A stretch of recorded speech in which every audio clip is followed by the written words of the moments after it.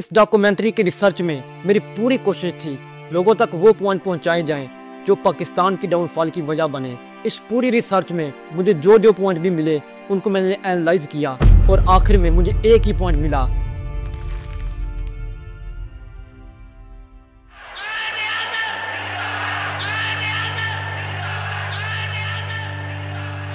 ये नारे, ये खुशी, ये जज्बा आखिर क्यों ना होता। आखिर यही तो वो दिन था जिसके लिए न जाने कितने लोगों ने कुर्बानियां दी, न जाने कितनी माओं की गोद उजड़ी, न जाने कितने बच्चे यतीम हो गए। आप आजाद हैं, आजाद रहें। आप लोग इस फुल पाकिस्तान में अपनी अपनी इबादतगाहों, मस्जिदों या मंदिरों में जाने के लिए। आखिर वो सूरज तुलू हो ही गया जिसकी चमक देखने के लिए मुसलमान न जाने पिछले कितने सालों से इंतजार में थे। वो मुसलमान जिस पर अभी तक अंग्रेज काबिज थे। अब वक्त आ गया था कि जब हर मुसलमान आज़ाद हो और यही आज़ादी इन्हें एक आज़ाद रियासत बनाने का हक दे। एक ऐसी आज़ाद रियासत जिसमें हर शख्स को आज़ादी हो। Freedom of speech, freedom of religion, freedom of education, freedom of art and literature, freedom of assembly, personal freedom, economical freedom. एक ऐसी आज़ाद रियासत जिसमें आज़ादी तो हो लेकिन हर शख्स को मुकम्मल हकूक भी दिए जाएं। Right to life security, right to liberty, right to equality, right to justice, right to education, right to health care. इसी आज़ादी और इन्हीं हकूक की बात लिए बनता है पाकिस्तान। अस्सलामु अलैकुम। पाकिस्तान ब्रॉडकास्टिंग सर्विस, हम लाहौर से बोल रहे हैं। 13 और 14 अगस्त सन 47 ईस्वी की दरमियानी रात 12 बजे सुबह आज़ादी। कल तक जिनके पास सब कुछ तो था लेकिन आज़ादी नहीं थी, आज वो सब आज़ाद थे। कल तक जिनकी आवाज़ दबाई जा रही थी, आज वो कुछ भी बोल सकते थे। कल तक जहां अपने रिलीजन को फॉलो करना मुश्किल था, आज कोई भी अपने रिलीजन को आसानी से फॉलो कर रहा था। कल तक जिनकी शनाख्त मिटाने की बात हो रही थी, आज वो सब अपनी शनाख्त बनाए बैठे थे। क्या ये सब कुछ इतनी जल्दी बदल गया? बिल्कुल भी नहीं। इसके पीछे है 10 लाख से भी ज्यादा लोगों की कुर्बानियां। इसके पीछे है 1 करोड़ से भी ज्यादा लोगों का बेघर होना। इसके पीछे है माओ बेटियों की इज्जत और न जाने लाखों घरों की बर्बादी। इससे बड़ी कुर्बानी और क्या हो सकती है कि जहां आज तक बचपन, लड़कपन, जवानी और बुढ़ापा गुजार दिया, आखिर वो गांव, वो गली, वो घर सब छोड़ना पड़ा। कल सभी ये सोचकर पाकिस्तान की तरफ चल दिए कि अपनी आज़ाद रियासत में चलते हैं जहां अपने लोग होंगे, अपना काम होगा और अपनी आवाज़ होगी। एक ऐसी आज़ाद रियासत जिसमें हमारी खुद की आने वाली जनरेशन आज़ादी से सरवाइव करके अपना रोशन मुस्तकबिल बना सके। इन्हीं ख्वाबों को देखते देखते बहुत से लोग जिस्मानी ही नहीं बल्कि जज्बाती तौर पर भी अलग हो गए। कोई नहीं, आ जाएगी जमाना, इकट्ठे हो गए।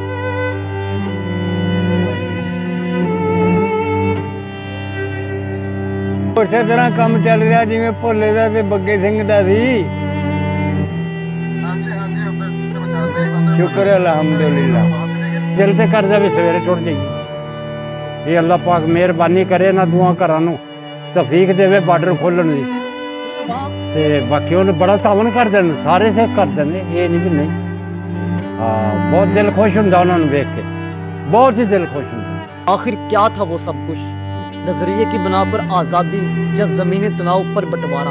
अगर तो आज़ादी थी तो फिर आज वक्त आ गया है कि हम सब उसी आज़ादी की बका के लिए उठ खड़े हों। वो आज़ादी जो हमें 78 साल पहले अजीम कुर्बानियों के बाद मिली, वही आज़ादी की बका के लिए आज हमें कुर्बानी देने के लिए तैयार होना है। वो कुर्बानी जिससे किसी की सांस तो बंद ना हो लेकिन किसी को जिंदगी मिल जाए। वो कुर्बानी जिससे किसी का खून तो ना बहे लेकिन किसी के जख्म भर जाएं। अब वक्त आ गया है कि एक एक इंसान पाकिस्तान की बका के लिए उठ खड़ा हो। एक एक इंसान पाकिस्तान की आज़ादी की बका के लिए काम करे, क्योंकि एक एक इंसान से मिलकर पाकिस्तान बन रहा है और पाकिस्तान तभी है जब हम हैं। अगर तो आज हमने ये कुर्बानी ना दी तो फिर वो माँ जिसका बेटा आज बेरोजगार है, वो यही सवाल करेगी कि वो आज़ादी थी या बंटवारा। वो बाप जिसका बेटा गुर्बत की चक्की में पिस रहा है, वो भी बोलेगा कि वो आज़ादी थी या बंटवारा।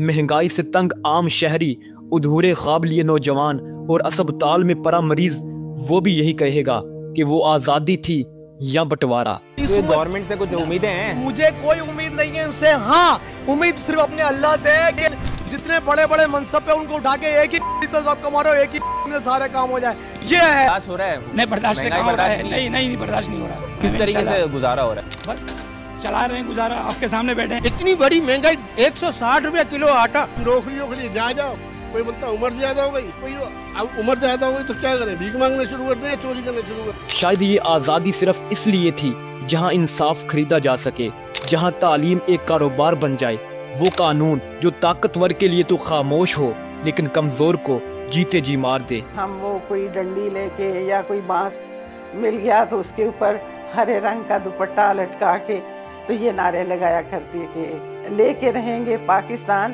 बन के रहेगा पाकिस्तान। याद करो 1947 को वो माँ जो अपने बच्चे की लाश को गोद में लिए कहती है कि ये पाकिस्तान के लिए शहीद हुआ है। वो बूढ़ा जो कलकत्ता में घर जमीन सब छोड़कर कहने लगा कि हमने जमीन नहीं नजरिया बचाया है। रेलवे स्टेशन पर पहुंचने वाली ट्रेनें जिसमें बंद सांसें लेकर लोग यहाँ तक पहुँचे, ये बताने के लिए कि हमने जान नहीं पाकिस्तान बचाया है। लेकिन आज 78 साल बाद ये सब कुछ कैसे बदल गया। वो आज़ादी जो हमने मुत्तहद होकर हासिल की थी, आज फिर वो आज़ादी हमें मुत्तहद होने का पैगाम दे रही है। वो आज़ादी जो हमें तरक्की याफ्ता बनाती, आज 78 साल गुजरने के बाद वो तरक्की का ख्वाब ज़ेरे ताबीर है। माजी की वो गलतियाँ जिनसे हमने सीखना है, अगर आज हमने इनसे कुछ ना सीखा तो शायद कल बहुत देर हो जाए।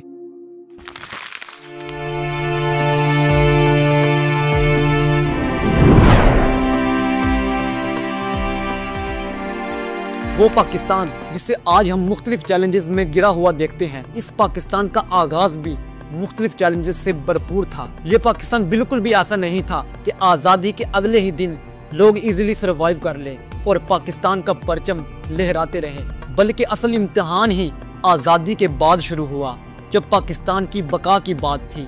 पार्टीशन के बाद पाकिस्तान को बिल्कुल साइडलाइन किया गया। चाहे वो एसर्स की डिवीजन हो या स्टेट्स की डिवीजन, एग्रीमेंट के तहत पाकिस्तान को आज़ादी के बाद 75 करोड़ रुपए मिलने थे, बट पाकिस्तान को सिर्फ 20 करोड़ रुपए ही मिल सके।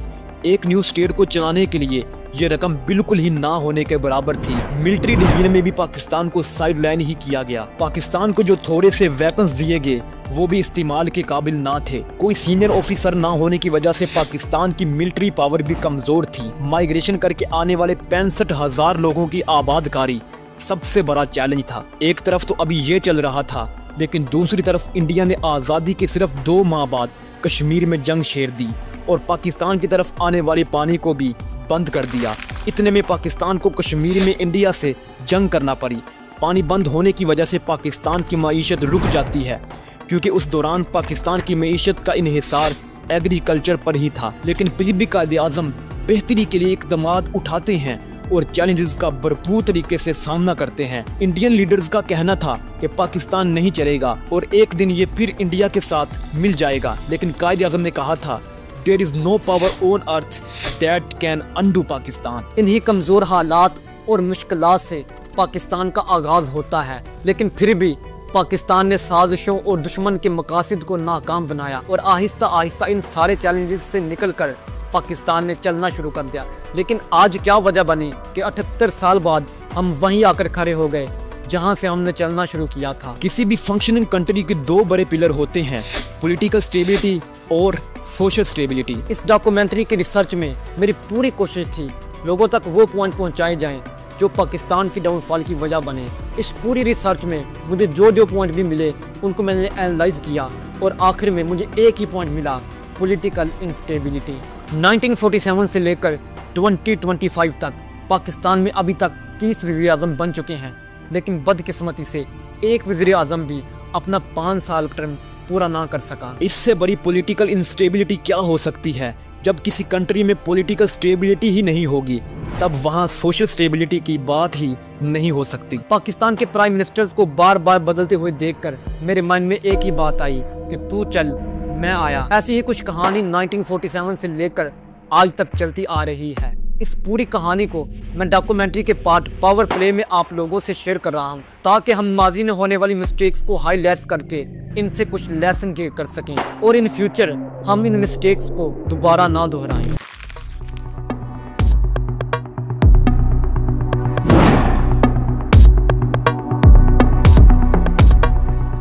15 अगस्त 1947 को कायद-ए-आज़म पाकिस्तान के पहले गवर्नर जनरल बने और लियाकत अली खान ने पाकिस्तान के पहले वज़ीर आज़म के तौर पर हलफ उठाया।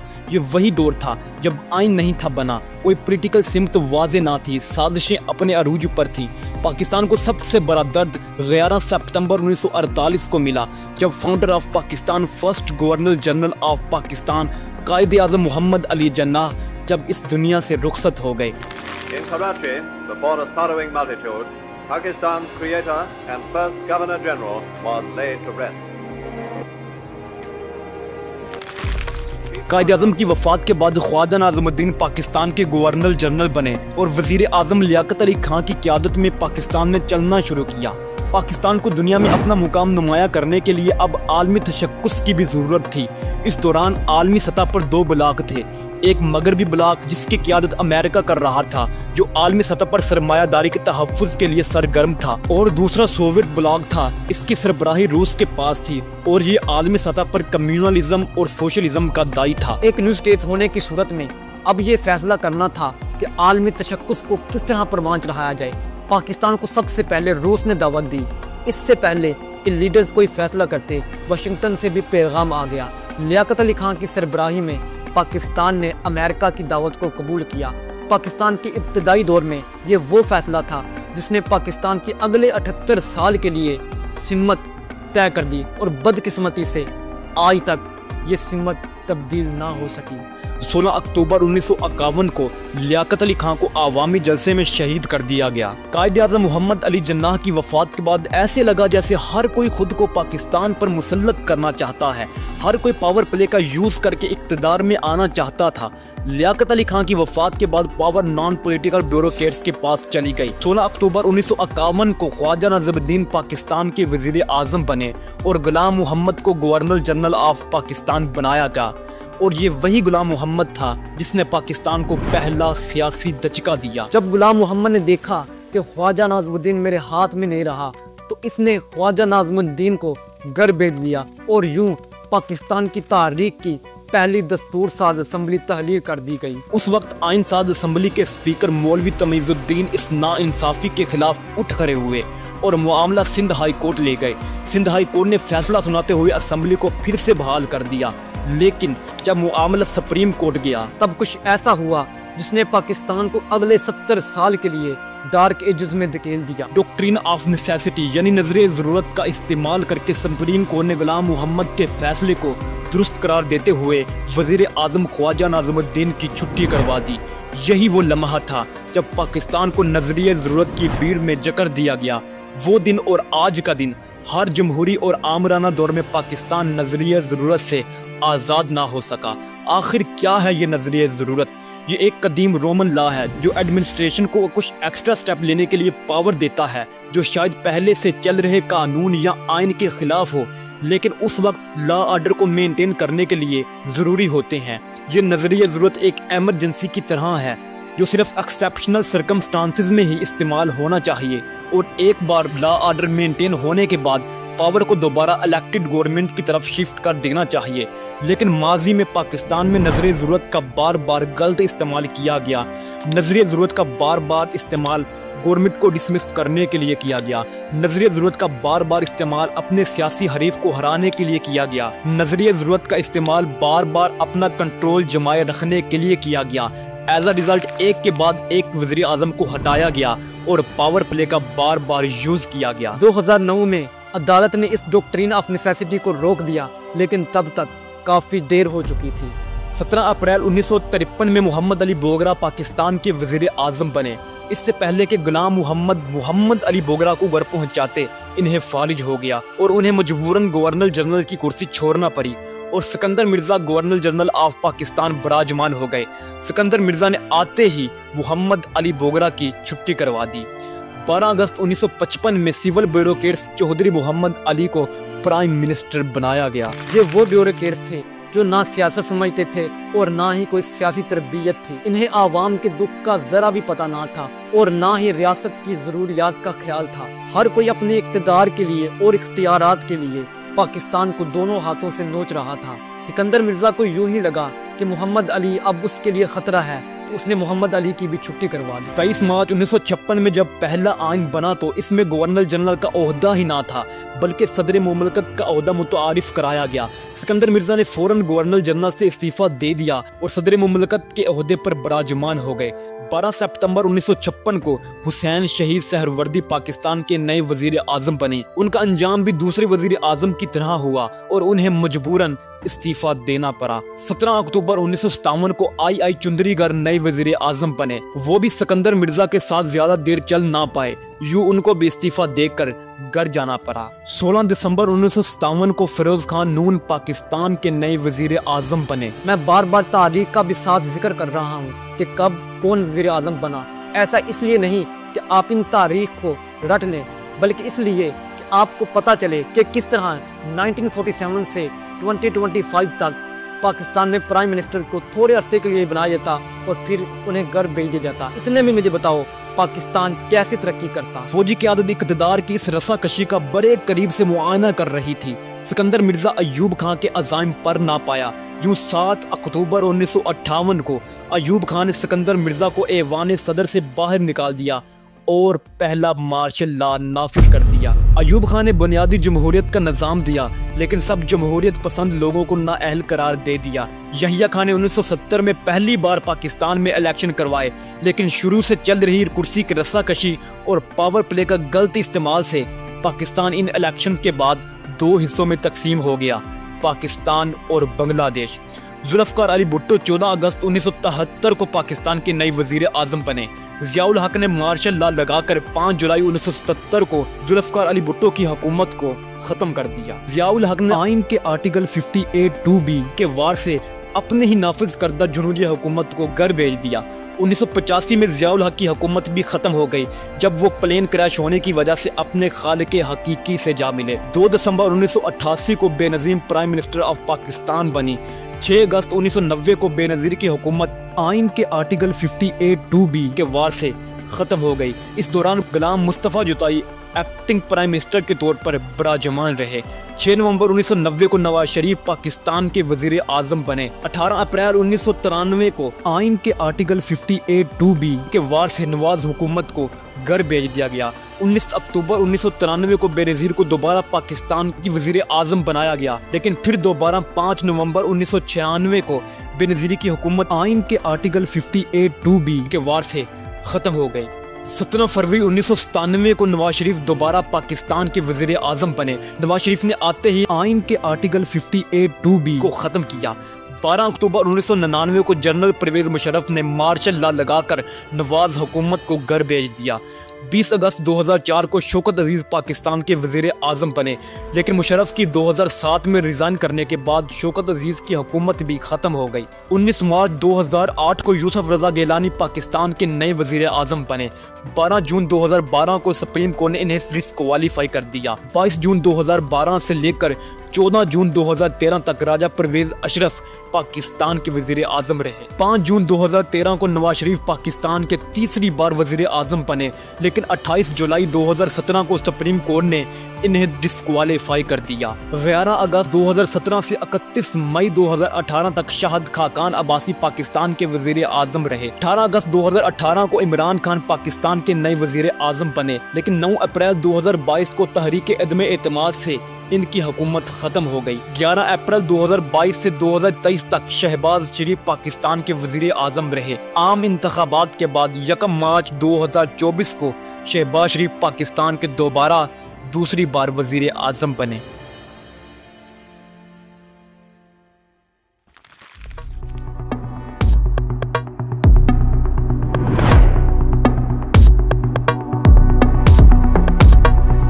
एक ज़माना था जब दुनिया पाकिस्तान को एशिया का रोल मॉडल कहती थी। यकीन नहीं ना होता, ये देखो 1965 में न्यूयॉर्क टाइम्स ने लिखा कि पाकिस्तान हैरानकुन मुआशी तरक्की के नतीजे में जो दुनिया भर के माहिरीन इक्तिसादियात और पॉलिसी साजों की तवज्जो हासिल कर रहा है, पाकिस्तान मुमकिन तौर पर एक ऐसे मुआशी संग मील की जानिब बढ़ रहा है जो अभी तक सिर्फ यूनाइटेड स्टेट्स अमेरिका ने ही अबूर किया है। समझ रहे हो, ये कंपैरिजन ना तो इंडिया से हो रहा था और ना ही चाइना से। पाकिस्तान का डायरेक्टली कंपैरिजन अमेरिका से हो रहा था, वो भी न्यूयॉर्क टाइम्स ने किया। इंटरेस्टिंग बात यह है कि पाकिस्तान तब एशिया के लार्जेस्ट और फास्टेस्ट ग्रोइंग कंट्री में से एक था। 1960 में भारत 3.5% की ग्रोथ रेट से ग्रो कर रहा था, श्रीलंका 4.1% से ग्रो कर रहा था, नेपाल 2.3% पर था और जबकि पाकिस्तान 6.8% से ग्रो कर रहा था। ये वही दौर था जब पाकिस्तान एशियाई इकोनॉमिक ग्रोथ के लिए रोल मॉडल बन गया था। साउथ कोरिया जैसे कंट्री पाकिस्तान में अपने डेलीगेट भेजते बस ये समझने के लिए कि पाकिस्तान कैसे ग्रो कर रहा है, लेकिन आज सब बदल गया। Now the economic crisis continues to cripple Pakistan. Now on one hand, Pakistan is facing its worst economic crisis. Now Pakistan's dire economic situation. In the past 12 months, Pakistan has seen record inflation. Since last year, Pakistan has faced a dire economic crisis. लेकिन सवाल ये है कि इतना सब कुछ कैसे बदल गया? इतने में पाकिस्तानी लीडर्स ने कुछ किया क्यों नहीं? बहुत सारे लोगों ने कोशिश की, बट प्रॉब्लम था पावर प्ले का, क्योंकि हमने देखा कि पाकिस्तानी लीडर्स गवर्नेंस से ज्यादा पावर रखने में फोकस करते थे। इसलिए आज तक कोई भी लीडर अपना 5 ईयर टर्म पूरा ना कर सका। बार बार गवर्नमेंट बदलने से फाइनेंशियल पॉलिसीज भी बदलती रहती हैं। इस दौरान न्यू गवर्नमेंट को पिछली गवर्नमेंट की नाकामी साबित करने के लिए अपोजिट डिसीजन लेने पड़ते हैं। पॉलिटिकल इंस्टेबिलिटी की वजह से फॉरेन इन्वेस्टर्स ऐसे कंट्री में बिजनेस के लिए तैयार ही नहीं होते, जिससे किसी भी मुल्क की इकोनॉमी को काफी नुकसान होता है। लेकिन पाकिस्तान में इस नुकसान का किसी ने सोचा ही नहीं, बल्कि वोट लेने के लिए और आवाम को खुश करने के लिए बुरे हालात में भी सब्सिडीज देकर गिरती मईशत को और ज्यादा गिराया गया। लेकिन दोस्तों, हमें इन चीज़ों से सबक सीखना है। A country without stability and a business without any vision दोनों तबाह हो जाते हैं। पाकिस्तान में जब डेमोक्रेसी को मारा गया तब स्टेबिलिटी चली गई और तब लॉन्ग टर्म ग्रोथ भी इम्पॉसिबल हो गई। जब लीडर्स अनस्टेबल हो तब बिजनेस भी शॉर्ट थिंकिंग में फंस जाता है। इसलिए आज पाकिस्तान में स्टेबिलिटी बहुत ही ज़रूरी है। मादी से लेकर अब तक पाकिस्तान कर्जों पर डिपेंडेंट रहा है। इस वजह से पाकिस्तान में सेल्फ ग्रोथ पर ज़्यादा तवज्जो ही नहीं दी गई। आखिर कोई भी कंट्री कब तक किसी फॉरेन एड या लोन्स पर चल सकता है? इसलिए पाकिस्तान को अब मैन्युफैक्चरिंग की तरफ बढ़ना होगा। वो घर जहां खर्चे ज़्यादा हो लेकिन कमाने का जरिया ना हो, आखिर तबाह हो जाता है।